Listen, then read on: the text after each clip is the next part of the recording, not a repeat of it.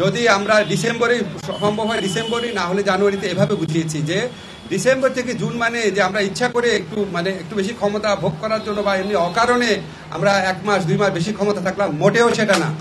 ডিসেম্বরের থেকে জুনের মধ্যে যত তাড়াতাড়ি সম্ভব। ওনারা মন খুলে কথা বলেছেন, আমরা কিছু কিছু বিষয়ে উত্তর দিয়েছি, আমরা একটা পরস্পরকে বোঝার চেষ্টা করেছি। ওনারা যেমন কিছু বিষয়ে কথা বলেছেন যে আমাদের অন্তর্বর্তীকালীন সরকারে কিছু কিছু সিদ্ধান্ত নেওয়া হয়েছে যেটা বিএনপির প্রতিকূলে গেছে। আমরা আবার উদাহরণ দিয়েছি যে অনেক সিদ্ধান্ত আছে যেটা বিএনপির অনুকূলে গেছে। তারপর ওনারা বলেছেন যে রাজনৈতিক হয়রানিমূলক মামলা প্রত্যাহারে বিলম্ব হচ্ছে। আমরা বলেছি যে পাবলিক প্রসিকিউটর অফিস, তারপর হচ্ছে এই পুরা সরকারি আইনজীবীদের অফিসটা এটা পুনর্গঠন হয়েছে মাত্র 3 মাস আগে। 3 মাসের মধ্যে 7,000-এর বেশি মামলা প্রত্যাহার হয়েছে, 16,000-এর মতো মামলা অলরেডি লিস্টেড আছে। এবং আমরা বলেছি যে এর চেয়ে দ্রুত গতিতে সম্ভব কিনা। ওনারা, আমার কাছে মনে হয়েছে ওনারা আমাদের আনসারটা বুঝতে পেরেছেন। ওনারা বলেছেন যে ফ্যাসিস্ট শেখ হাসিনার যে গণহত্যা ছিল সেই গণহত্যার বিচারে বিলম্ব হচ্ছে।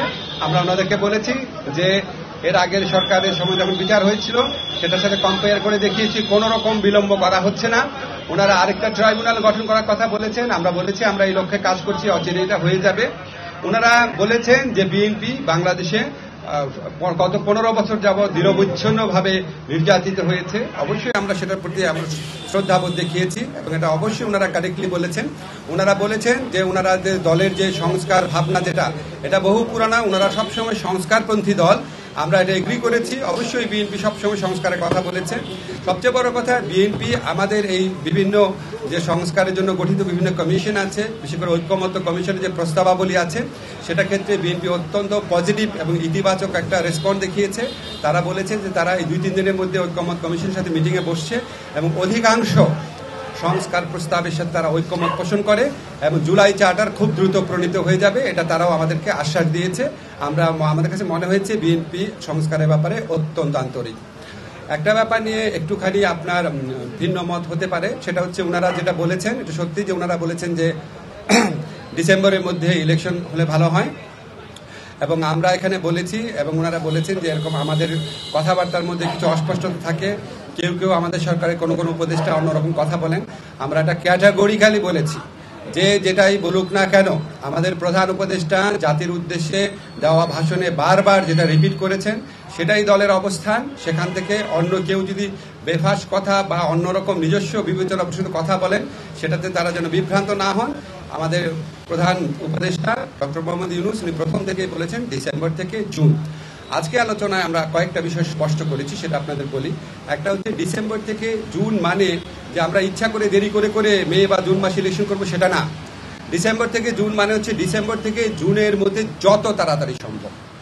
যদি আমরা ডিসেম্বরে সম্ভব হয় ডিসেম্বরে, না হলে জানুয়ারিতে এভাবে বুঝিয়েছি যে ডিসেম্বর থেকে জুন মানে যে আমরা ইচ্ছা করে একটু বেশি ক্ষমতা ভোগ করার জন্য বা এমনি অকারণে আমরা 1 মাস 2 মাস বেশি ক্ষমতা থাকলাম, মোটেও সেটা না। ডিসেম্বরের থেকে জুনের মধ্যে যত তাড়াতাড়ি সম্ভব। এখন ওনারা একটু জানতে চেয়েছে যে সংস্কার যদি হয়ে যায় এত দেরি করার মানে কি আছে। আমরা ব্যাখ্যা করে বুঝিয়েছি জুলাই চার্টার প্রণীত হলেও যে প্রয়োজনীয় আইনগত ব্যবস্থা, নীতিগত ব্যবস্থা সেগুলি গ্রহণ করতে মাঝে মাঝে সময় লাগে। যেমন একটা এক্সাম্পল দিয়ে বলেছি যে ডিজিটাল সুরক্ষা আইন, এটা আমরা 23 বার ড্রাফট করেছি বিভিন্ন অংশীজনের মতামত নেওয়ার জন্য এবং বেশ কয়েক মাস সময় লেগেছে। সেজন্য আমরা বলছি আমরা তো পিন পয়েন্ট করতে পারবো না জুলাই চার্টার পরিণত হওয়ার পর কোন আইনটা কতদিনে হয়ে যাবে, কারণ আমরা তো অংশীজনের সাথে কথা বলবো, ব্রড কনসালটেশনের ভিত্তিতে করবো। আরেকটা বিষয় আমরা বলেছি যে আমাদের তো একটা জনগণের তো একটা আকাঙ্ক্ষা আছে যেন আমরা বিচার করে যাই। আজকে বাংলাদেশে এত হাজারের বেশি তরুণ জীবন দিয়েছে আর প্রায় 50-60 হাজার মানুষ আপনার শারীরিকভাবে পার্মানেন্টলি ক্ষতিগ্রস্ত হয়েছে, চোখ হারিয়েছে। তাদের যে বিচারের যে দাবি, এটা তো এই গণ অভ্যুত্থানের অন্যতম প্রধান আকাঙ্ক্ষা আছে। তা আমরা যদি কোনো বিচার না করে যাই, কোনো বিচার না করে আমরা যদি ইলেকশন দিই, আমরা মানুষের কাছে এবং নিজের কাছে জবাব দেব কিভাবে? ফলে শুধু ইলেকশনটা সংস্কার, নির্বাচন, ইলেকশনের ব্যাপারটা সংস্কার, বিচার এবং আমাদের সরকারের গৃহীত কিছু পদক্ষেপের উপর নির্ভর করে। এই জন্যই ডিসেম্বর থেকে জুন টাইমলাইনটা বলা হয়। কিন্তু আমরা ক্যাটাগরিক্যালি বলেছি এটা কোনোভাবেই জুনের বেশি যাবে না, যে যে কথাই বলুক না কেন। এটা প্রধান উপদেষ্টার অঙ্গীকার পুরা জাতির প্রতি, রিপিটেডলি উনি বলেছেন কোন অবস্থাতেই জুন অতিক্রম করা হবে না, নাম্বার 1। নাম্বার 2 হচ্ছে ডিসেম্বর থেকে জুন মানে হচ্ছে ডিসেম্বর থেকে জুন, বাট এর মধ্যে যত তাড়াতাড়ি সম্ভব অযথা কালক্ষেপণের বিন্দু মাত্র চেষ্টা আমাদের মধ্যে থাকবে না। নাম্বার 3 হচ্ছে যতটা সম্ভব সংস্কার আমরা করে যেতে চাই। বিএনপির মহাসচিবের এটা বলার অবশ্যই অধিকার আছে। একটা আলোচনা থেকে একজন একভাবে পারসিভ করে, আরেকজন আরেকভাবে পারসিভ করে।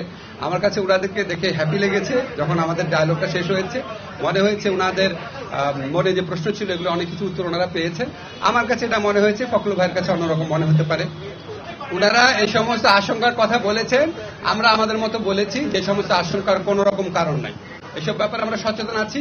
আমরা অত্যন্ত রেসপেক্টফুলি ওনাদের মতামত আমরা বিবেচনায় নিয়েছি। আমরা এই ব্যাপারে আরো